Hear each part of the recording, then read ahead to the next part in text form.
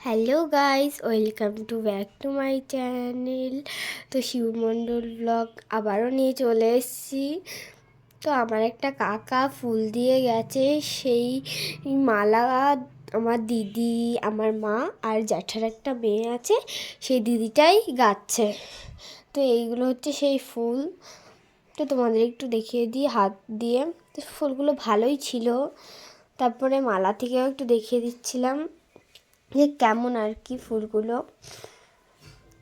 তো মা বলছিল একটু শাড়ি কিনতে যাবে, তো তাই আমরা বলছিলাম কি কখন যাবে এইসবই জিজ্ঞাসা করছিলাম। আর এগুলো কিন্তু নষ্ট ফুল, দাগ পড়ে গেছে। আর আমি যেহেতু ব্লগ কন্টিনিউ করতে না আমি ভুলে গেছিলাম, তাই শাড়ির দোকানে এসেছি।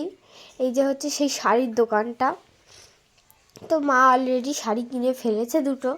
তো তারপরে আমরা একটু শাড়ি দেখছিলাম যে ভালো শাড়ি কোনগুলো। আর এগুলো বলছিল একটু কমা দামের মধ্যেই শাড়িগুলো। তাও মা একটু দেখছিল শাড়িটা। তো এই গোলাপি শাড়িটা আমার কাছে ভালোই লাগছিল, কিন্তু মা বলেছিল কিনবেই, কিন্তু ডিজাইনটা কেমন একটা ছিল। আর এই দেখো আর একটা শাড়ি, এরপরে আরও আর একটা শাড়ি। তো এইভাবেই আমরা অনেক শাড়ি দেখছিলাম।